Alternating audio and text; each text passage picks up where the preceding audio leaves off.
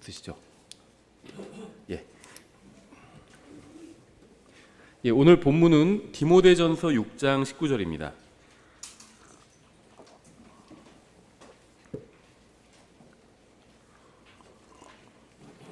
디모데전서 6장 19절인데요. 오늘 아주 좀 기초적인 세 가지 교리를 살펴보려고 합니다. 이 세 가지 교리를 기초로 삼아서 여러분의 믿음을 이제 쌓아가시고 또 동시에 또 거짓 교리로부터 스스로를 지키시면 좋을 것 같습니다. 왜 이 세 가지 교리냐 그렇게 생각하실 분이 있는데요. 오늘 저희가 살펴보려고 하는 건요, 이제 성경의 무오, 성경 오류가 없다, 성경 하나님의 말씀이다 이런 거고요. 두 번째는 예수님의 십자가 대속, 그리고 세 번째는 이제 예수님의 재림입니다. 근데 왜 이 세 가지냐 하필 이렇게 생각하실 분이 있는데요. 이제 보통 이제 미국의 그 근본주의 교회들에서 이 기독교 5대 교리 이런 걸 꼽는 게 있어요. 근데 이제 이런 걸 왜 꼽냐 하면 이제 이 정도 교리를 믿어야 성경을 믿는 거다. 또 건전한 기독교라고 볼 수 있다. 건전한 교회라고 볼 수 있다. 이렇게 좀 이단들로부터 구분하기 위해서 성경에 나오는 여러 가지 교리 중에 좀 중요한 교리들을 꼽은 겁니다. 이것은 이 5개만 중요한 교리다, 아니면 오늘 저희가 살펴볼 세 가지만 중요한 교리고 나머지는 아무래도 상관없다, 이런 것은 아닙니다. 다만 오늘 우리는 세 가지를 살펴보는데요. 보통은 이제 5가지를 꼽습니다. 성경의 무오, 그 다음에 예수님의 처녀 탄생, 그 다음에 예수님의 십자가 대속, 그 다음에 예수님의 부활, 그리고 예수님의 재림, 이렇게 5개를 꼽는데요. 대부분의 이단들은 이 5개를 하나도 믿지 않아요. 그러니까 예를 들면 이단도 성경 믿는데, 성경 무오하다고 믿는데, 근데 이제 성경이 무오하다고 믿는 것에는 좀 더 확장하면 성경 외에 하나님께서 지금은 다른 식으로 계시를 주시지 않는다는 것도 포함됩니다. 근데 이단들은 성경 외에 다른 걸 또 추가해서 믿죠. 교주가 한 말이나 아니면 자기들의 어떤 해석서 같은 것들이 있어요. 그것을 거의 성경보다 더 높은 권위에 두는 경우들이 있죠. 또 예수님의 처녀 탄생도 믿지 않습니다. 예수님의 처녀 탄생이라는 건요, 예수님이 하나님이라는 거예요. 하나님이 인간의 몸으로 오셨다는 것을 포함하는 겁니다. 근데 이것을 믿지 않아요. 왜냐하면 이단들은 예수님을 하나님이라고 믿지 않거든요. 그래서 처녀 탄생도 믿지 않습니다. 예수님의 대속이라는 건요, 예수님께서 십자가 위에서 모든 사람의 죄값을 다 갚아주셨다는 겁니다. 우리를 포함한 모든 사람, 아담으로부터 시작해서 모든 사람의 죄값을 갚아주셨고, 이것을 믿는 사람들에게만 이제 대속이 적용되는 거죠. 이게 예수님의 십자가 대속이에요. 근데 이단들은 당연히 이것을 믿지 않습니다. 왜냐하면 이단들은 행위 구원을 가르치거든요. 이단의 종류가 다양하지만 다 똑같아요. 다 행위 구원을 가르칩니다. 그 다음에 이제 네 번째 예수님의 부활, 이것도 당연히 믿지 않죠. 그리고 또 예수님의 재림, 이것도 믿지 않습니다. 믿는다고 하지만 성경에 기록된 그대로 믿지는 않아요. 예수님이 예를 들면 어떤 이단은 영적으로 1800 몇 년에 재림하셨다 이렇게 믿는다든지, 영적으로 재림하시는 게 무슨 의미가 있죠? 왜 우리가 예수님의 재림을 기다리죠? 예수님께서 재림하셔서 이 세상 왕국들을 바로잡으시고 또 자기의 왕국을 세우시잖아요. 우린 그걸 기다리고 있는 거죠. 영적으로 재림하신다, 그게 무슨 의미가 있어요? 이거는 예수님의 문자적인 재림을 믿지 않는 겁니다. 그래서 이 5가지 이 중요 교리는 이단들 중에 한두 개 믿을 수도 있는데 5가지를 다 믿는 이단은 없어요. 그리고 보통 어느 정도 일반적인 교회라고 그러면 이 5가지는 거의 다 믿습니다. 보통 종파에 상관없이. 요즘은 잘 모르겠어요. 불과 한 50년, 100년 전만 해도요, 종파에 상관없이 이 5가지를 다 믿었습니다. 그래서 이게 침례 교회만의 교리는 아닙니다. 그래서 1900년대 초에 미국의 이제 근본주의 운동이 이제 태동을 할 때 이런 교리를 정해놓고 적어도 이 정도는 믿어야 된다, 이렇게. 그러니까 이게 최소인 겁니다. 최대가 아니라. 그래서 적어도 이 정도는 믿어야 건전한 교회라고 할 수 있다, 이렇게 이제 꼽던 것들인데요. 저희가 5가지를 다 살펴보기에는 시간이 너무 길어서 3가지만 살펴보려고 합니다. 성경의 무오, 그 다음에 예수님의 십자가 대속, 그리고 재림에 대해서 이렇게 세 가지만 살펴보려고 합니다. 그래서 이런 아주 우리가 이제 믿음의 집을 지어 가야 되는데, 신앙을 이제 쌓아 올려야 되는데, 이 기초는 성경의 아주 중요한 교리 위에 기초를 쌓아야 합니다. 또 그리고 이 중요한 교리는요, 성경에서 한두 구절에서만 말씀하시는 것이 아니라 많은 구절에서 말씀하고 있어요. 예를 들면 성경이 무호하다는 것, 하나님의 말씀이라는 것, 이것도 성경에 굉장히 많이 나와 있죠. 또 예수님의 십자가 대속, 또 재림에 관해서도 많은 구절에서 말씀하고 있습니다. 그래서 많은 구절에서 말씀하고 있고 아주 또 분명하게 말씀하고 있어요. 그래서 우리의 신앙의 기초는 이제 이런 것에서 쌓아 올려 가야 합니다. 아주 마이너한 그런 것부터 쌓아가면 안 돼요. 아주 일반적인 것들, 성경에서 말씀하시는 보편적인 것들, 아주 기본적인 것들, 이런 것 위에 이제 쌓아가야 신앙이 탄탄하게 이제 성장할 수 있습니다. 예, 본문은 디모데전서 6장 19절인데요. 여기서 이제 좋은 기초라는 말이 나옵니다. 예, 제가 받들어 읽겠습니다. 또 그들이 다가올 때를 대비하여 자기를 위해 좋은 기초를 쌓게 할지니 이것은 그들이 영원한 생명을 붙들게 하려 함이라. 이제 다른 사람들을 인도할 때 어떻게 인도하냐면 좋은 기초를 쌓게 해라, 이렇게 바울이 디모데에게 권면하고 있는 거예요. 이거는 뭐 저한테도, 목회자에게도 해당되겠지만 모든 그리스도인들에게 다 해당이 됩니다. 성경에서 이 목회 서신을 보통 목회자들에게만 해당된다 이렇게 생각하시는 분들이 있는데요. 당연히 1차적으로 목회자들에게 해당됩니다. 목회 서신은. 근데 목회자들뿐만 아니라 모든 구원받은 그리스도인들에게 이 목회 서신이 다 해당된다고 보시면 돼요. 또 목사의 어떤 그 장로의 자격과 집사의 자격이 나오죠. 이것도 마찬가지입니다. 장로와 집사의 이상적인 어떤 자격을 말씀하고 있고 당연히 이걸 따라야 되겠죠. 장로와 집사는. 하지만 장로와 집사에게만 해당되는 것이 아니라 모든 그리스도인이 따라야 될 이상적인 그리스도인상이라고 보시면 돼요. 예, 그래서 오늘 말씀도 마찬가지로 나 자신도 좋은 기초를 쌓아야 되고요. 또 다른 사람도 좋은 기초를 쌓도록 도와줘야 되겠죠. 근데 다른 사람이 좋은 기초를 쌓도록 도와주기 위해서는 먼저 내가 좋은 기초를 쌓아야 되겠죠. 예, 그래서 우리가 좀 여기에 대해서 아주 간략하게 세 가지만 좀 생각해 보려고 합니다. 잠깐 기도하겠습니다. 하나님 아버지, 주님께서 주신 놀라운 말씀으로 인해 감사드립니다. 저희가 이 말씀 위에 믿음의 기초를 쌓아 주님께서 주신 것들을 굳게 붙들 수 있게 도와주시기 원합니다. 예수님의 이름으로 기도드렸습니다. 아멘. 예, 세 가지만 살펴보려고 하는데요. 첫 번째, 이제 성경의 무호, 성경에 오류가 없다. 이제 이러한 믿음입니다. 성경에 오류가 있다고 믿는다면 그럼 이제 기독교는 무너져 내리게 되죠. 기준이 없어지는 겁니다. 무엇을 하든 기준점이 있어야 돼요. 그렇죠? 우리가 훈련을 할 때도 기준을 잡잖아요. 그래서 그 기준을 중심으로 모였다가 헤쳤다가 그렇게 하죠. 기준이 있어야 합니다. 하나님께서는 이 기준을 주시기 위해서 이제 성경을 주셨는데요. 성경을 주시기 전에 먼저 무엇을 하셨냐면 자신을 계시해 주셨습니다. 계시. 그러니까 계시라는 말은요, 그냥 드러낸다는 말이에요. 하나님께서 자기를 드러내 주셨다는 겁니다. 이걸 보통 이제 계시를 커튼을 걷는다 이렇게 표현하거든요. 커튼이 쳐 있으면 뒤에 무엇이 있어도 보이지 않잖아요. 커튼을 딱 제끼면은 뒤에 있는 것이 이제 드러나게 되죠. 이걸 이제 계시라고 보통 부릅니다. 성경에 의하면 하나님께서는 하늘이나 시편 19편에 나오죠. 하늘들이 하나님의 그 영광을 밝히 드러낸다 이렇게 말씀하고 있죠. 하늘을 통해서 계시하시기도 하고요.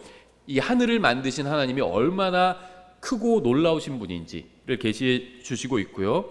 또 양심을 통해서도 계시해 주시고 있죠. 나쁜 짓을 하려고 할 때 안 돼, 그러면 안 돼. 양심이 그렇게 얘기를 하죠. 계속 그걸 어기면 양심이 무뎌지긴 하지만 양심을 통해서 하나님께서는 무엇이 바른 것인지를 계시해 주십니다. 근데 이거보다 좀 더 이제 구체적으로 더 계시해 주신 방법이 구약 성경에선 환상이나 꿈을 통해서 계시해 주신 겁니다. 환상이나 꿈. 근데 이것은 좀 약간은 그 충격 완화하는 방법이에요. 하나님께서 직접 나타나서 말씀을 나누실 때도 있죠. 모세 같은 사람에겐 직접 나타나서 말씀하셨습니다. 그러니까 하나님과 가깝고 친하면 직접 나타나서 말씀을 하십니다. 근데 상대방이 하나님을 받아들이기 아직 거리가 있어요. 좀 하나님과 가깝지 않으면 이제 환상이나 꿈을 통해서 하나님께서 계시해 주시는 겁니다. 이거는 좀 충격을 완화시키는 거예요. 사람이 직접 본 것과 꿈에서 본 것과 비교하면 꿈에서 무엇을 보면 훨씬 충격을 덜 받거든요. 하나님께서 환상이나 꿈이라는 방법을 사용하신 거고요. 이런 여러 가지 방법들을 통해서 하나님께서 자신을 계시해 주셨습니다. 대표적인 말씀이 민수기 12장 6절인데요. 이렇게 되어 있어요. 그분께서 이르시되 이제 내 말들을 들으라. 너희 가운데 대언자가 있으면 나 주가 환상으로 나를 그에게 알리기도 하고 꿈으로 그와 말하기도 하려니와, 이렇게 말씀하셨죠. 또 직접 나타나서 말씀하신 적도 있고요. 그래서 하나님께서는 다양한 방식으로 말씀하셨습니다. 근데 이제 정하신 때가 되어서 더 확실한 방법으로 자신을 계시해 주셨는데요. 이 하늘이나 양심이나 환상이나 꿈은 다분히 경험하는 사람에 따라서 좀 주관적일 수가 있죠. 하늘을 파랗다 이렇게 하는데 좀 파란 것 같지 않은데 나는 뭐 약간 흐린 것 같은데, 이렇게 다르게 볼 수도 있어요. 꿈도 마찬가지죠. 꿈을 꾼 사람에 따라서 약간 좀 주관적으로 느껴질 요소들이 있죠. 양심도 마찬가지입니다. 어떤 사람은 양심은 아주 시퍼렇게 살아있는데 어떤 사람은 막 무뎌질 수도 있죠.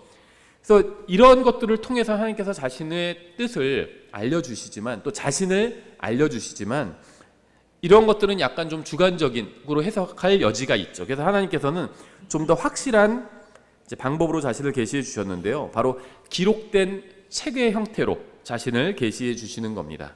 글을 통해서 계시해 주시는 거죠. 계시가 단순히 꿈이나 환상 같은 인간의 경험에만 해당되는 것이라면 주관적일 수 있죠. 그래서 계시는 기록된 형태의 말씀으로 주어지는 것이 어떻게 보면 가장 타당하고 또 최종적이다, 이렇게 얘기할 수가 있습니다. 그래서 요한복음 17장 17절에서 예수님께서 이렇게 말씀하셨죠. 아버지의 진리로 그들을 거룩히 구별하옵소서. 아버지의 말씀은 진리이니다. 이렇게. 하나님께서는 이 자신의 말씀을 주시는데 영감이란 방법을 통해서 주셨습니다. 근데 이 영감이란 개념이요, 참 이해하기가 쉽지는 않아요. 그래서 얘기하는 사람마다 약간 좀 정의가 다르긴 한데요. 왜 쉽지가 않냐면요, 성경에서 영감이란 말은 단 2번밖에 쓰고 있지 않습니다. 욥기 32장 8절 이렇게 되어 있는데요. 그러나 사람 안에는 영이 있고 전능자의 영감이 그들에게 명철을 주시나니, 이렇게 말씀하고 있죠. 또 디모데후서 3장 16절도 있는데요. 신약이죠. 모든 성경 기록은 하나님의 영감으로 주신 것으로 교리와 책망과 바로잡음과 의로 교육하기에 유익하니, 이렇게 말씀하고 있습니다. 두 구절 모두 영감이라는 단어가 주셨다, 기부, 이런 주셨다라는 단어와 함께 사용되어 있어요. 그래서 영감은 하나님께서 무엇인가를 주시는 방법 내지는 과정이다, 이렇게 볼 수가 있습니다. 근데 다 뭘 주시냐면 신약에서는 이제 하나님 성경 기록을 영감으로 주셨다, 이렇게 말씀하고 있죠. 영감이 성경 기록을 주시는 방법이라는 거고요. 구약에서는 이제 욥기의 영감이란 말이 나오는데 이때는 아직 성경 기록이 없습니다.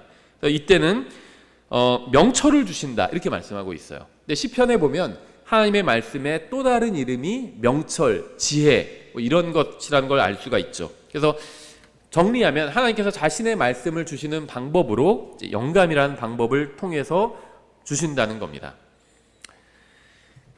그래서 우리가 성경을 영감받은 책이다, 이렇게 부르죠. 성경을 제외한 일반적인 책들은 하나님의 영감을 받은 책이 아닙니다. 그래서 하나님의 영감을 받았다는 것은 하나님의 생명의 숨을 불어넣으셨다는 거예요. 저자가 하나님이라는 겁니다.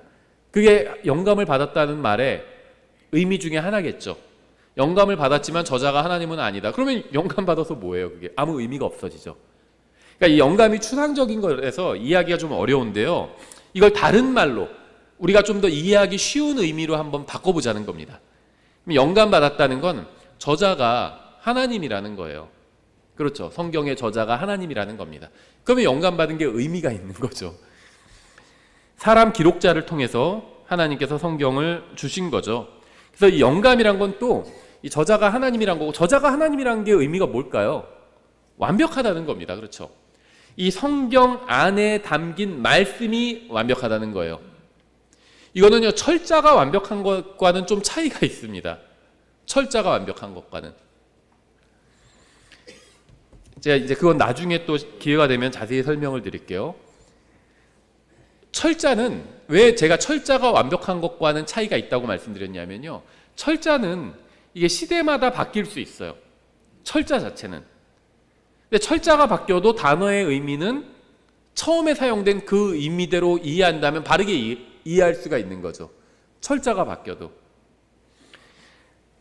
영국 영어와 미국 영어도 철자가 서로 다른 경우들이 있거든요. 근데 단어의 뜻은 동일합니다. 세이비어의 그 철자가 달라요, 서로. 영국 영어와 미국 영어가. 근데 단어의 의미는 동일하다는 겁니다. 의미가 바뀌지는 않아. 그래서 철자가 이 철자의 이 완벽하다는 건 철자에 국한된다는 것이 아니라 이 언어가 담고 있는 말씀이 완벽하다는 겁니다.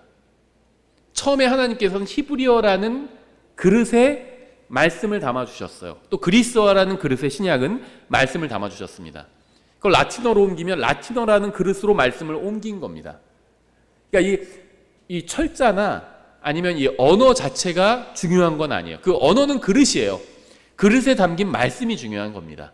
그리고 하나님께서는 영어라는 그릇에 완벽한 말씀을 담아주셨죠. 영어는 완벽하지 않아요. 이게 중요합니다. 영어는 완벽하지 않지만 말씀은 완벽합니다. 이걸 이해하는 게 중요해요. 그래야지 성경 문제도 좀 더 편하게 이해할 수 있습니다. 이것과 같진 않지만 비슷한 게 있는데요. 뭐냐 하면 하나님의 구원은 완벽하죠. 그러니까 하나님의 말씀은 완벽한데 말씀을 담는 그릇, 언어는 완벽하지 않을 수 있다. 근데 그건 상관없어요. 제가 그렇게 말씀을 드렸는데 이거를 어떻게 이해하면 되냐면 말씀은 완벽하죠. 하나님의 말씀. 그리고 또 이제 하나님의 구원은 완벽하죠. 근데 예를 들면 우리가 예수님을 믿으면 구원을 선물로 주시죠. 그럼 우리는 하나님의 구원을 가지고 있죠. 믿음을 통해서 구원이라는 선물을 받았습니다. 그럼 구원이 지금 내 안에 있죠. 물론 정확히 말하면 예수님이 내 안에 들어오시고 예수님이 구원을 갖고 내 안에 들어오신 겁니다. 그런데 이제 좀 더 단순하게 말하면 우리가 믿을 때 하나님께서 구원을 은혜로, 선물로 우리에게 주시죠. 그럼 하나님의 구원은 우리가 잘 뭔진 몰라도 완벽하다고 얘기할 수 있죠. 하나님의 구원이 불완전하다 이렇게 얘기할 수는 없어요. 그렇죠? 완벽한 구원을 질그릇 같은 내 안에 주신 겁니다. 나는 완벽하지 않죠. 근데 내 안에 있는 구원은 완벽하죠. 언어는 완벽하지 않아. 영어는 완벽한 언어가 아니에요. 근데 이 영어라는 언어에 말씀을 담아주신 겁니다. 하나님의 말씀은 완벽해요. 그래서 우리가 이 말씀을 통해서 구원받은 거지 영어로 구원받은 게 아니에요. 한국말로 구원받은 게 아닙니다. 한글 때문에 구원받은 게 아니에요. 말씀을 때문에 구원받은 겁니다. 그러니까 이 성경 안에 담긴 말씀은 완벽해요. 그런데 이 언어들은 한국말, 영어도 완벽하지 않습니다. 근데 그게 가능해요. 완벽하지 않은 이 철자와 언어에 완벽한 말씀을 담고 있는 게 가능하다는 겁니다. 우리는 성경에서 그릇이라고 표현하잖아요. 사람도 질그릇이라고 해요. 흙으로 만든 그릇. 이거는 종이로 만든 그릇이에요. 성경은. 근데 이 종이로 만든 그릇에 완벽한 말씀을 담고 있는 거거든요. 우리는 흙으로 만든 그릇이에요. 근데 이 흙으로 만든 그릇, 우리는 완벽하지 않잖아요. 그런데 오류가 있어요. 우리는 구원 받았음에도 불구하고 오류가 있습니다. 근데 오류가 있지만 우리가 구원받은 이상 하나님의 자녀라고 불리잖아요. 그래서 제가 철자에 주목하지 말라는 거예요. 다른 말로 하면 피지컬한 거에 주목하면 실패합니다. 성경에 대해서도 피지컬한 거, 이거 철자가 뭐 틀린데 뭐 띄어쓰기가 안 되네. 그것도 상관없어요. 사실은 완벽하다는 건 그걸 말하는 게 아니거든요. 띄어쓰기가 완벽. 이 문법도 바뀔 수가 있어요. 예를 들면 우리나라도 옛날에는 읍니다 이렇게 썼지만 지금 씁니다 이렇게 쓰잖아요. 바뀐다고 해서 의미가 바뀌는 건 아니죠. 표기만 바뀐 겁니다. 철자가 바뀐 거예요. 그건 완벽하지 않을 수 있어요. 그러니까 이 피지컬한 거에 주목하면 실패하게 됩니다. 그 안에 담긴 걸 봐야 돼요. 담긴 하나님의 말씀을. 우리 구원도 마찬가지예요. 우리가 가지고 있는 우리 몸은 피지컬하죠. 이건 완벽하지 않습니다. 근데 우리 몸 안에 내 자신 혼이 있잖아요. 그 내 혼 안에 내가 또 하나님의 구원을 선물로 받아서 가지고 있잖아요. 어떻게 갖고 있는지 모르지만 어쨌든 간에 내 몸 안에, 육체 안에 내가 있고 내가 거하고 있죠. 육체는 장막집에 불과해요. 그렇죠? 그리고 그 내가 하나님께서 선물로 주신 구원을 가지고 소유하고 있잖아요. 가지고 있는 구원은 완벽합니다. 근데 이 육체는, 이 그릇은 구원을 담고 있는 내 몸, 이 그릇은 불완전하죠. 요거를 이해하시면 제가 말하는 하나님의 말씀은 완벽하지만 이 그릇, 이 그릇은 완벽하지 않다. 이렇게 말씀을 드리는 겁니다. 제가 이거는 나중에 좀 자세한 설명을 더 드릴게요. 영어 성경 관련해서도 나중에 또 다른 시간에 자세히 드리겠습니다. 하나님께서는 완벽한 성경을 불완전한 사람들과 불완전한 언어, 히브리어든 그리스어든 영어든 한국어든 언어는 다 불완전합니다. 완벽하지 않아요. 그 불완전한 언어를 통해서 하나님께서 완벽한 말씀을 주셨다는 겁니다. 그리고 이 말씀을 우리가 번역을 하잖아요. 그럼 이거는 그냥 그릇을 옮겨 담는 거예요. 그래서 번역 자체가 그렇게 중요한 건 아닙니다. 그러니까 왜 이런 말씀을 드리냐면 학자들은 오직 원어, 히브리어, 그리스어만 어떤 대단한 권위가 있고 영어나 한국어처럼 이렇게 옮겨진 언어는 별 의미가 크게 중요하지 않은 것처럼 이렇게 얘기를 합니다. 근데 그렇지 않아요. 그냥 그릇만 바꾼 겁니다. 말씀이 그 안에 들어가 있으면 그게 의미가 있는 거예요. 히브리어로 되어 있어도 이스라엘 가면 히브리어로 된 잡지 같은 거 있겠죠. 그건 전혀 중요하지 않아요. 언어는 중요하지 않다는 겁니다. 언어는 어차피 불완전해요. 히브리어든 그리스어든 불완전합니다. 근데 그 언어가 담고 있는 말씀이 완벽한 거죠. 그래서 하나님께서는요, 이 성경을 완벽하게 주셨고 이것으로 우리에게 필요한 모든 것을 다 알려주셨습니다. 그러니까 우리가 원하는 모든 말씀을 다 주지는 않으셨어요. 하지만 우리에게 필요한 모든 말씀을 다 주셨다는 겁니다. 그래서 더 이상 다른 특별한 계시가 필요하지 않아요. 성경이면 충분하다는 겁니다. 성경에 만약에 없는 거다, 그건 몰라도 돼요. 자꾸 어떤 분들이 이제 제가 대답을 못해서 이렇게 핑계를 대는 게 아니라요. 이제 질문하는 전화들이 와요. 이메일도 오고 많이 오는 건 아니고 가끔씩, 아주 가끔씩 오는데요. 성경에 명확하게 나와 있지 않은 걸 물어봐요. 성경에 나온 거는 물어보면 답을 해주기가 어렵지 않거든요. 왜냐하면 제가 바로 떠오르지 않아도 검색해 보면 돼요. 그렇죠. 성경 올려놓고 검색어로 찾아보면요, 관련 구절들이 나옵니다. 그럼 어느 정도 답을 줄 수가 있어요. 그 구절에 근거한 답을 줄 수가 있는데 성경에 전혀 나오지 않는 걸 물어보는 사람들이 있어요. 그건 몰라도 됩니다. 예를 들면 정말 인류가 달에 갔느냐 아니냐, 보통 갔다고 믿죠. 근데 어떤 분들 또 안 갔다고 믿는 분들도 있어요. 전 잘 몰라요. 과학에 대한 건 잘 모릅니다. 근데 갔건 안 갔건 그게 뭐가 그렇게 중요한가요? 성경의 주제가 아니에요. 그거는 그냥 내 호기심에 내가 뭘 파헤쳐보고 싶고 그럴 수는 있습니다. 파헤쳐보는 게 잘못됐다는 건 아니에요. 근데 그거는 신앙과는 관련이 없어요. 갔으면 어떻고 안 갔으면 어떻습니까? 성경의 주제가 아니라는 겁니다. 다른 것도 마찬가지. 지구가 둥글다, 평평하다. 평평할 수도 있겠죠. 저는 잘 몰라요. 근데 이제 킹제임스 성경이 무오류한 하나님의 말씀이라고 믿는 미국의 그리스도인들이 있잖아요. 킹제임스 성경을 믿는. 근데 이 그리스도인들도 여러 분파들이 있어요. 근데 모든 분파가 다 지구는 둥글다고 믿어요. 평평하다고 믿는 개인은 있겠죠. 또 어떤 목사가 그렇게 믿는 경우는 있는데 분파가 그것이 누구를 따르던 어떤 유명한 성경 교사들을 따르는 분파들이 여러 분파가 있어요. 미국의 킹제임스 성경 진영에도. 어느 분파도 평평하다고 믿지는 않아요. 근데 전 몰라요. 근데 제가 말씀드린 건 뭐냐면 평평하다, 둥글다 이런 게 아니라 성경의 주제가 아니라는 겁니다. 그건. 평평하다고 믿어도 예수님을 믿지 않으면 지옥에 갑니다. 죽어서. 반대도 마찬가지고. 성경의 주제가 아니에요. 우리가 이 세상이 어떤 모양인가 이걸 알아보는 게 사도행전에서 그거 알아보고 있지 않죠. 성도들이. 복음 전하고 하나님의 뜻대로 사는 것. 이게 성경의 주제입니다. 그리스도인들의 주제예요. 이 세상에서 의롭게 사는 게 그리스도인들의 주제라는 겁니다. 복음을 전하면서 하나님의 뜻대로. 그러니까 성경의 주제가 아닌 것에 대해서는, 그러니까 하나님께서 우리가 꼭 알아야 될 필요가 없는 것들에 대해서 말씀하고 있지 않다는 겁니다. 그건 몰라도 된다는 거예요. 성경으로 충분하다는 겁니다. 내 호기심은 그렇지 않을 수도 있어요. 그런데 성경이 말씀하고 있지 않은 것들은, 아는 것들에 대해서 궁금한 건요, 쓸데없는 호기심이에요. 우리가 알아야 될 것들은 충분하고 명백하게 성경에 기록해 놓으셨습니다. 하나님께서 애매하게 기록해 놓지 않고 막 논쟁이 되게 기록해 놓지 않고 명백하게 성경을 믿는 사람들에겐 명백하게 기록해 놓으셨다는 거예요. 그것도 여러 번에 걸쳐서 한두 구절이 아니라 10구절, 20구절 이상. 지금 제가 말하는 성경 하나님의 말씀이란 거 이것도 뭐 수십 구절이 나오죠. 예수님의 십자가 대속에 대해서 말씀하는 구절도 수십 구절이에요. 재림도 마찬가지입니다. 신구약 걸쳐서 수십 구절이죠. 우리가 집중해야 될 교리들은 성경에서 아주 평이하게 여러 번 반복해서 계속해서 말씀하고 있다는 겁니다. 그래서 이게 이제 성경 하나님의 말씀이라고 믿는 거예요.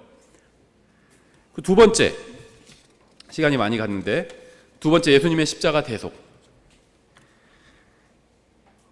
하나님께서는 예수님의 십자가 대속을 통해서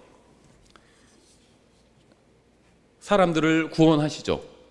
근데 간단하게 말하면요, 예수님의 십자가 대속이라는 거는 그냥 예수님이 십자가 위에서 죽으셨다 정도가 아니라 모든 사람의 죄값을 십자가 위에서 갚아주셨다는 겁니다. 은근히 이거 믿지 않는 분들도 꽤 많이 있어요. 제가 이제 다른 분들을 함부로 판단하고자 하는 건 아닙니다. 그냥 제가 성경에서 중요하게 말씀하고 있기 때문에 그냥 말씀을 드리는 거예요. 성경에서 이 사람의 구원받는 방법에 대해서 말씀하고 있는 책은 로마서입니다. 그리고 이제 거기에 추가하면 요한복음이에요. 성경은 기본적으로 구원받은 사람들이 읽는 책이죠. 그래서 매 장마다 막 구원에 대해서 계속 얘기하고 있지는 않습니다. 이미 구원받지 않은 사람들도 읽죠. 그런데 구원받은 사람들이 훨씬 더 많이 읽어요. 그러니까 성경을 지금 읽고 있는 사람들 중에 잘은 모르지만 대부분은 구원받은 사람일 겁니다. 구원받지 않은 사람들은 성경을 잘 읽지 않아요. 그렇죠? 그래서 성경에서는요, 매 장마다 예수 그리스도를 계시하고 있긴 하지만 구원에 대해서 말씀하고 있지는 않습니다. 구원에 대해서 집중적으로 말씀하고 있는 책이 바로 로마서예요. 구원 교리를 다루고 있습니다. 근데 로마서가 다루고 있는 구원 교리는 단순히 어떤 신약 시대의 구원 교리만 다루고 있지 않습니다. 로마서는요, 모든 시대의 구원 교리를 다루고 있어요. 그래서 로마서 4장에서 아브라함과 다윗을 예로 들고 있는 겁니다. 아브라함과 다윗을 예로 들면요, 모든 시대에 관한 것들이 다 커버가 됩니다. 아브라함은 율법 이전의 사람이었죠. 그래서 율법 이전의 사람들이 어떻게 구원받는지 아브라함을 통해서 알려주신 거예요. 어떻게 구원받았죠?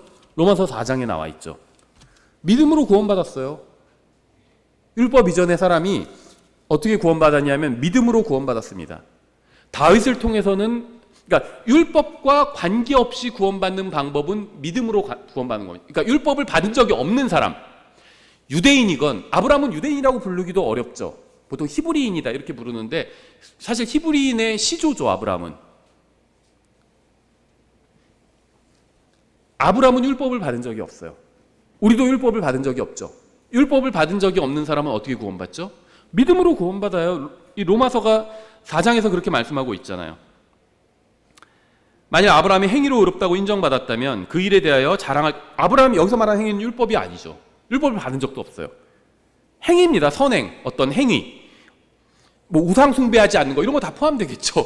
행위입니다. 행위. 아브라함은 우상 숭배자였어요. 원래. 행위로 의롭다고 인정받았으면 그 일에 대하여 자랑할 것이 그에게 있겠지만 하나님 앞에서는 없느니라.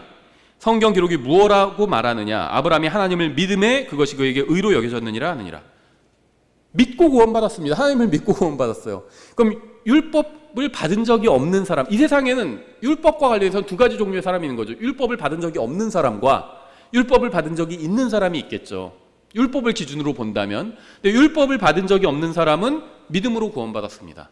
그럼 율법을 받은 적이 있는 사람의 대표적인 예가 바로 다윗이죠. 왜 다윗을 예로 들고 있을까요? 다윗은요, 정말 하나님의 마음에 합한 사람이라고 부를 정도로 아주 훌륭한 사람이었어요. 그런 사람을 예를 든 겁니다. 아주 훌륭한 사람도 행위로 구원받을 수 없다는 거예요. 믿음으로 구원받았습니다. 다윗은 율법을 받았어요. 근데 다윗도 믿음을 통해서 구원받았다는 겁니다. 행위를 통해서 구원받은 것이 아니라는 거예요. 그래서 성경에서는요, 이 로마서는요, 신약의 구원 방법을 말하는 책이 아니에요. 모든 시대에 사람이 구원받는 일반적인 방법을 지금 이 4장과 5장에서 말씀하고 있습니다. 그래서 아브라함과 다윗을, 만약에 어떤 분들이 주장한 것처럼 로마서가 신약의 구원 방법을 다룬다면 아브라함과 다윗을 예로 들면 안 되죠. 구약의 인물인데. 왜냐하면 킹제임스 성경 진영에서도, 일반 개신교도 마찬가지예요. 근데 킹제임스 성경 진영에서도 구약 시대는 믿음 플러스 행위로 구원받고 신약 시대는 믿음으로 구원받고 환란 시대 다시 믿음 플러스 행위로 구원받는다, 이렇게 가르치는 분들이 있는데요. 저도 과거에 그랬어요. 20년, 한 30년 전에 그렇게 가르쳤습니다. 근데 그거는 성경에서 나온 교리는 아니에요. 성경 그렇게 말씀하신 적이 없어요. 아브라함이 믿음 플러스 행위로 구원받았나요? 다윗이 믿음 플러스 행위로 구원받았나요? 아, 이 사람들은 특별한 경우래. 그럼 특별한 경우를 왜 예를 들어요? 무슨 그게 도움이 된다고 왜 예를 들겠어요? 그렇지 않나요? 이런 거나 똑같죠. 야, 돈 없어도 괜찮아. 다시 네가 시도하면 할 수 있어. 빌 게이츠를 봐봐. 그 사람 뭐 돈에 연연하니? 너도 돈에 연연하지 마. 특별한 경우죠, 그 사람이. 그렇죠. 아니면 뭐 이재용 씨를 봐. 사업 좀 실패해도 다시 성공하잖아. 아, 그 돈이 많으니까 실패해도 되죠. 보통 사람은 한 번 실패하면 인생이 그냥 나락으로 가잖아요. 재벌 2세들은 한 번, 뭐 두 번, 세 번 실패해도 인생이 나락으로 가지 않더라고요. 그런 사람을 예를 들면 안 되죠. 평범한 사람을 예를 들어야죠. 모든 사람에게 적용될 수 있는 사람을 예를 들어야죠. 아브라함과 다윗을 꼽고 있는 이유는요, 이 사람들이 훌륭한 사람이었습니다. 하지만 훌륭한 사람도 행위로 구원받지 못했다는 거예요. 하나님과 친한 사람들이었는데 이 사람들도 행위로 구원받지 못했어요. 그럼 누가 행위로 구원받을 수 있을까요? 없다는 겁니다, 그런 사람. 그리고 이게 성경이 말씀하시는 구원받는 방법이에요. 믿음으로 구원받는다는 겁니다. 믿음으로. 많은 이 부분에 대해서 제가 나중에 한번 이것만 따로 설교를 자세하게 하려고 합니다. 그런데 제가 아주 확실한 근거를 말씀드릴게요. 자꾸 무슨 뭐 대환란 때는 그러면 행위가 있어야 되지 않냐, 뭐가 있어야 되지 않냐, 이런 얘기를 하시는데요. 이렇게 생각해 보면 풀려요. 그러니까 제가 항상 어떤 문제를 풀 때는 우리가 100% 확신하고 있는 것부터, 거기서부터 시작을 해야 됩니다. 애매한 것부터, 근데 짐승이 표 받으면 어떻게 되지? 그건 모르죠. 애매한 것부터 시작하면 안 돼요. 확실한 것부터 시작해야 됩니다. 그럼 예를 들면 가장 확실한 게 뭐죠? 예수님의 십자가 대속이. 예수님께서 십자가 위에서 우리의 죄값을 갚아주셨잖아요. 그렇죠? 이건 성경에서 많이 말씀하고 있어요. 그렇죠? 근데 예수님께서 십자가 위에서 모든 사람의 죄값을 다 갚아주셨죠. 동의하실 수 있나요? 모든 사람의 죄값을 갚아주셨어요. 빠진 사람 아무도 없습니다. 예수님께서 십자가 위에서 갚아주지 않은 죄도 있을까요? 없어요. 그렇죠? 모든 죄값을 다 갚아주셨습니다. 그럼 어떠한 죄를 지어도 회개하면 구원받을 수 있다는 거예요. 물론 이제 막 어떤 교리적인 논쟁이 일어날 부분들은 있습니다. 대환란에 관련해서. 근데 기본적으로 그거는 이제 좀 어려운 부분이고요. 기본을 이뤄보자고, 기초를 한번 다져보자는 겁니다. 십자가에서 모든 죄값을 다 갚았어요. 그래서 우리가 그걸 믿기만 하면 그 법률 효력이 나에게 적용되는 거죠. 믿기만 하면. 구약 성도들은 그걸 몰랐어요. 그냥 용서를 구했고 하나님께서는 미래에 있을 십자가 대속을 통해서 그냥 용서해 주신 겁니다. 마치 수표를 발행해 주는 것과 똑같아요. 그렇죠? 신약 성도들은 현찰을 받은 거나 마찬가지. 우리는 알고 구원받았으니까. 구약 성도들은 모르고 구원받았어요. 그 십자가가 나중에 오면 그때가 이제 수표가 기한이 돌아가는 때죠. 그때 현찰로 바꿔주는 거죠. 구약 성도들은 자기들이 예수님의 십자가 대속을 통해서 구원받았던 건 몰랐지만 그럼에도 불구하고 그 사람들은 예수님의 십자가 대속을 통해서 구원받은 겁니다. 그렇죠?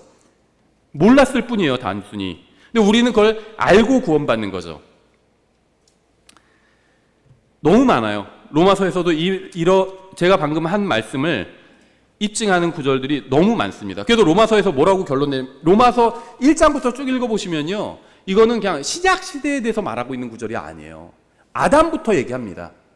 모든 사람에 대한 말씀, 모든 사람이 죄를 지어지 신약 시대에 사는 모든 사람이 죄를 지어가 아니에요. 모든 사람입니다. 아담으로부터 마지막 사람까지 모든 사람이에요. 예수님의 재림 직전까지 태어날 모든 사람입니다.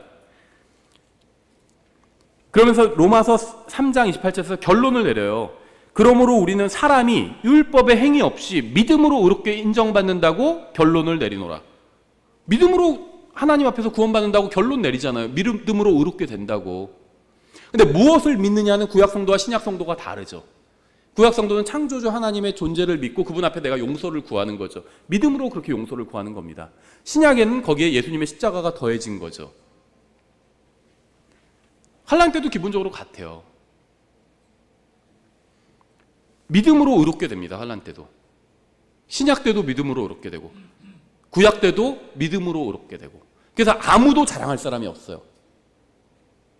구약 성도와 신약 성도는 믿음으로 의롭게 돼서 우린 자랑할 게 없습니다. 우린 정말 예수님의 십자가 공로로 우리는 구원받았습니다. 이러고 있는데 환난 성도들은 근데 우린 조금 자랑할 게 있습니다. 우리는 믿음 플러스 행위가 조금 있었거든요. 이럴 수 있을까요? 대속을 안 믿는 거예요. 그거는 미안한 말이지만 대속을요 신약에만 적용시키는 겁니다. 생각해 보세요. 예수님의 십자가 대속을 많은 질문이 떠오를 수도 있어요. 제가 나중에 다 다루려고 합니다. 근데 다 덮어놓고 하나만 생각해 보자는 거예요. 예수님의 십자가 대속으로 덮지 못하는 죄가 있냐는 거예요. 갚지 못한 죄값이 있냐는 겁니다. 환난이건 신약 교회 시대건 우리는 다 십자가를 기준으로 보면 미래예요. 그렇죠? 과거, 현재, 미래 모든 죄를 다 갚아주셨잖아요. 로마서에서 말씀하시는 걸 잘 생각해 보면 이상한 교리에 빠지지 않습니다. 아담이 대표예요. 인류를 대표합니다. 인류를 대표해서 죄를 지어서 아담 안에서 모든 사람이 죄인이 되었어요. 아무것도 행한 것이 없는데 죄인이 되었습니다. 예수님이 두 번째 아담, 마지막 아담이잖아요. 예수님 안에서 예수님을 믿으면 의롭다고 인정을 받는 거예요. 그래서 믿음을 통해서 의롭다고 인정을 받는 겁니다. 이것만 생각해 보시면 돼요. 예수님의 십자가 대속을 통해서 갚지 못한 죄값도 있을까? 없어요. 전 없다고 믿습니다. 어느 시대, 구약이건 신약이건 환난 시대건 어느 시대에 누구를 막론하고 예수님의 십자가 대속으로 갚아지지 않은 죄값은 없다고 믿어요. 저는. 만약에 누군가의 죄값이 갚아지지 않았다면 그 사람이 그 부분은 행위로 자기가 커버해야 되겠죠. 근데 저는 그럴 수 없다고 믿습니다. 이게 이상한 믿음인가요? 예수님의 십자가 대속. 그러니까 좀 애매한 거를 생각해 보실 때 확실한 걸로 판단하시면 돼요. 예수님의 십자가 대속보다 더 확실한 게 있나요? 우리의 모든 죄값이 거기서 갚아진 거 아닌가요? 환난 성도들의 죄값은 안 갚으셨나요? 생각해 보세요. 환난 성도들의 죄값은 절반만 갚아주셨나요? 그래도 무슨 뭐를 하면 그거는 지옥에 갈 수밖에 없고. 다윗이 율법을 보면 다윗은 돌에 맞아 죽어야 했어요. 근데 봐줬잖아요. 그게 용서예요. 어떤 무슨 환난 때 범하는 심각한 죄만 지옥에 갈 만한 죄가 아니라요. 거짓말 하나도 지옥에 갈 만한 죄예요. 착각하면 안 돼요. 환난 시대 때 무슨 적그리스도를 부역하고 뭐라고 그거는 심각한 죄, 물론 심각한 죄입니다. 지금 우리가 짓는 죄들, 조금 교만하고 거짓말 좀 하고 이거는 심각한 죄가 아니다? 착각이에요. 모든 죄 중에 왕이라고 하니까 좀 이상한데 죄 중에 왕이 뭔지 아세요? 교만이에요. 마귀가 무슨 이상한 죄 지은 게 아니에요. 어디 가서 무슨 음란하고 무슨 이상한 죄 지은 게 아닙니다. 우상 숭배를 한 것도 아니에요. 마귀는 교만했습니다. 그것으로 추락해 버렸어요. 최악의 죄예요. 모든 죄가 다 치명적이에요. 신약시대 죄들은 좀 괜찮으니까 십자가로 커버가 되는데 환난시대 이거는 특수한 죄라서 커버가 안 돼. 그거 이상한 거 아닌가요? 십자가 대속을 안 믿는 겁니다. 신약시대까지는 효력이 있는데 환난 때는 대속이 조금 부족하지. 그 말이랑 뭐가 달라요? 자꾸 무슨 아주 훌륭한 성경교사가 가르쳤다고 그래서 다 받아들이면 안 된다는 겁니다. 검증해 봐야죠. 누가 가르쳤는지가 뭐가 중요해요. 그래서 예수님의 십자가 대속이 기초가 돼야 돼요. 이게 부족하다고 누군가 얘기한다면 모든 이단들이 다 그 얘기하는 거예요. 이게 부족해. 근데 시대를 다르게 적용하는 거죠. 대부분의 이단들은 다 킹잼 성경 진영의 일부 사람들은 이걸 환란에 적용하지만 대부분의 이단들은요, 이 현 시대에 적용하죠. 그래서 십자가 대속, 예수님은 훌륭한데 그것만은 부족해. 뭐 교회 와서 뭘 해야 돼. 아니면 헌금을 뭘 해야 돼. 뭘 가입해야 돼. 무슨 14만 4천 지금 뭐 뽑고 있는데 거기에 들어야 돼. 500명 남았대. 이런 소리 하는 사람 있죠. 예. 또 아래도 있으니까. 그게 대속이 부족하다고 얘기하는 거잖아요. 안 부족해요. 예수님께서 다 갚아주셨습니다. 그래서 용서를 구하면 그냥 용서해 주시는 거예요. 어느 시대 누구에게나 다 해당이 되는 겁니다. 우리 죄만 갚아주신 게 아니에요. 모든 사람의 죄를 갚아주셨습니다. 그래서 많은 사람이 구원받을 수 있게 된 겁니다. 그게 로마서에서 말씀하시는 거잖아요. 세 번째 중요 교리, 간단하게 말씀드리면 바로 재림입니다. 우리는 성경에 기록된 그대로 예수 그리스도께서 이 세상에 다시 오셔서 자신의 왕국을 세우시고 천년간 의로 통치하실 것을 믿습니다. 성경이 그렇게 가르치고 있기 때문에 우린 그대로 믿어요. 우리는 교회의 휴거를 믿죠. 주님께서 공중으로 오셔서 자신의 교회를 데려가실 겁니다. 주님께서 언제든지 공중으로 오실 수 있고 이것이 우리의 복된 소망입니다. 교회가 공중으로 들림받아 올라가면 이 세상에는 대환란이 시작될 겁니다.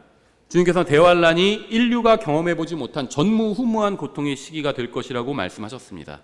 하나님께서 이 세상에 21가지 심판을 쏟아부으실 것이고 세상은 더욱더 극악해질 겁니다. 그 대환란의 끝에 예수님께서는 직접 이 세상으로 오셔서 세상을 심판하실 겁니다. 성경을 하나님의 말씀으로 믿는 신실한 그리스도인들은 소망을 항상 이 세상이 아닌 주님의 오심에 두고 있습니다. 성경을 기록된 그대로 믿는 사람들은 단 한 번도 이 세상 정부나 정치인에게 소망을 둔 적이 없어요. 위에 있는 권세에 복종하지만 소망을 위에 있는 권세에 두지는 않습니다. 우리의 소망은 예수님께 있어요. 그리스도인들은 항상 하나님의 아들이신 예수 그리스도의 다시 오심에 소망을 두고 있습니다. 우리는 주님께서 다시 오심을 진지하게 기다리고 있고요. 이러한 사실을 세상에 또 선포해야 합니다. 주님께서 다시 오신다는 복된 소망에 비하면 이 세상의 소망은 한낱 그림자와도 같습니다. 사도행전 1장이죠. 예수님께서 올라가실 때에 대해서 이렇게 말씀하고 있죠. 1장 10절. 그분께서 올라가실 때 그들이 똑바로 하늘을 바라보고 있는데 보라, 흰옷 입은 두 남자가 그들 곁에 서며 또 그들이 이르되 너희 갈릴리 사람들아, 너희가 어찌하여 서서 하늘을 바라보느냐? 너희를 떠나 하늘로 들려 올라가신 이 동일한 예수님께서는 너희가 그분께서 하늘로 들어가심을 본 그대로 오시리라 하니라. 예수님께서 하늘로 올라가시는 것을 사람들이 본 것처럼 다시 이 세상으로 오시는 것을 사람들이 보게 될 겁니다. 주님께서 하늘로 가신 그대로 다시 이 세상에 오실 겁니다. 공중에서 교회를 만나실 때는 아무도 모르게 도둑같이 오실 것이지만 지상으로 내려오실 때는 모든 사람이 볼 수 있게 오실 겁니다. 주님께서는 십자가 위에서 공개적으로 죽으셨고 공개적으로 묻히셨고 공개적으로 부활하셨고 공개적으로 승천하셨고 또 공개적으로 재림하실 겁니다. 계시록 1장 6절 이렇게 되어 있어요. 하나님 곧 자신의 아버지를 위해 우리를 왕과 제사장으로 삼으신 분께, 즉 그분께 영광과 통치가 영원 무궁토록 있기를 원하노라. 아멘. 보라, 그분께서 구름들과 함께 오시느니라. 모든 눈이 그분을 보겠고 그분을 찌른 자들도 볼 것이요 땅의 모든 족속들이 그분으로 인하여 통곡하리니 참으로 그러하리로다. 아멘. 예수님께서 재림하실 때에는 모든 사람이 그 모습을 보게 될 겁니다. 주님께서 교회를 데리러 공중으로 오시는 휴거는 비밀리에 일어나지만 세상을 심판하러 오시는 재림은 공개적으로 일어나게 됩니다. 그래서 주님께서 재림하시기 전에 주님을 믿는 모든 사람들은 이미 들림받아 올라가게 됩니다. 이 세상에 있던 모든 자들은 재림하시는 주님을 보고 통곡할 겁니다. 왜냐하면 구원받은 모든 사람들은 환난 전에 또 환난이 끝날 때 환난 성도들은 들림받아 올라가게 되죠. 그래서 주님께서 재림하실 때 이 지상에 남아있는 모든 사람들은 다 이제 통곡을 하게 됩니다. 계시록 19장 11절 이렇게 되어 있어요. 또 내가 하늘이 열린 것을 보니 보라, 흰 말이라. 그 위에 타신 분은 신실하시니 참되시니라 불리더라. 그분은 의로 심판하며 전쟁을 하시느니라. 예수님께서 재림하실 때 사람들이 통곡한 이유는 주님께서 의로 심판하실 것이기 때문입니다. 사람들은 의를 원하지 않아요. 마음껏 죄를 짓기 원합니다. 예수님께서 재림하시는 이유 중에 하나는 성경에 미리 약속하신 것처럼 이 세상을 의로 심판하고 의로운 왕국을 세우기 위함입니다.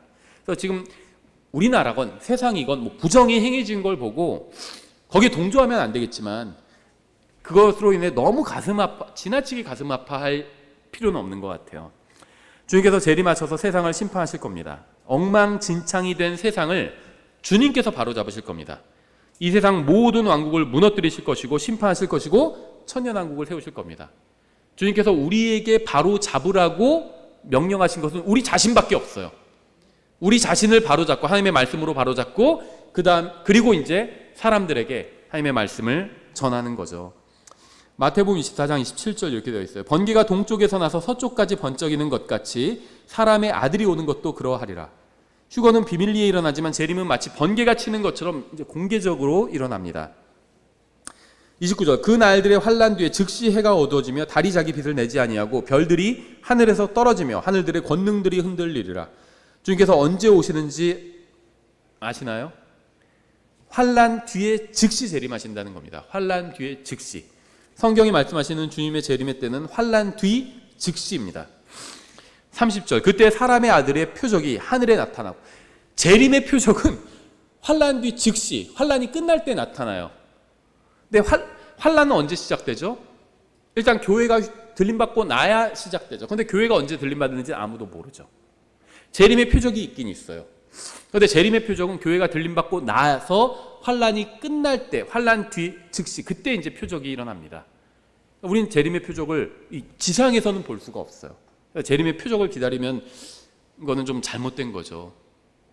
구원받지 못한 사람들이 이 표적을 보게 되죠. 그때 사람의 아들의 표적이 하늘에 나타나고 그때 땅의 모든 지파가 애곡하며 사람의 아들이 권능과 큰 영광을 가지고 하늘의 구름들 가운데서 오는 것을 보리라. 예수님께서는 대환란 뒤에 오십니다. 대환란은 전무후무한 고난의 때죠. 대환란은 인류가 경험해보지 못한 끔찍한 기간입니다. 그런데 이런 끔찍한 시기가 끝나고 주님께서 재림하시는데 사람들이 왜 애곡을 할까요?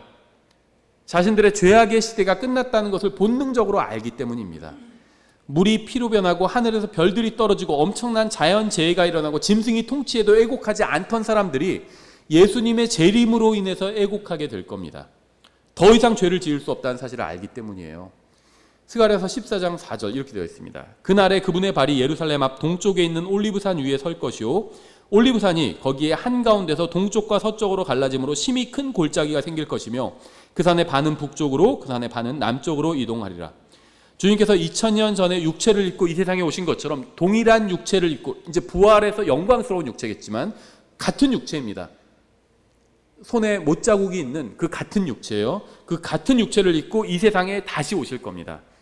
주님의 재림은 영적이거나 상징적인 것이 아니라 실제적인 재림입니다. 사도행전 1장에서 주님께서 승천하실 때 올리브산 위에 서 계셨죠. 올리브산에서 승천해 가셨어요. 그리고 재림하시면 다시 올리브산으로 재림하셔서 그 위에 서실 겁니다. 우리는 세상 정부를 바꿀 수 없습니다. 전쟁을 멈추게 할 수도 없어요. 기근을 멈추게 할 수도 없습니다. 우리는 이 세상에서 할 수 없는 일이 우리에게 너무나도 많아요. 우리가 할 수 없는 일, 전염병도 멈추게 할 수 없죠. 하지만 우리가 할 수 있는 일이 있습니다. 우리가 만나는 모든 사람에게 복음을 전하는 거예요. 그 사람이 믿게 할 수는 없어요. 하지만 전해줄 수는 있습니다. 우리는 성경에 기록된 그대로 예수 그리스도의 재림을 믿습니다. 주님께서 언제 재림하실지는 주님께서 결정하실 일입니다. 우리가 할 일은 그때까지 복음을 전하는 거예요. 주님이 할 일과 우리가 할 일이 따로 있다는 겁니다. 언제 재림하실지 그건 주님이 하실 일이에요. 그래서 재림 날짜 계산할 필요가 없습니다. 그냥 깨어있으면 되는 겁니다.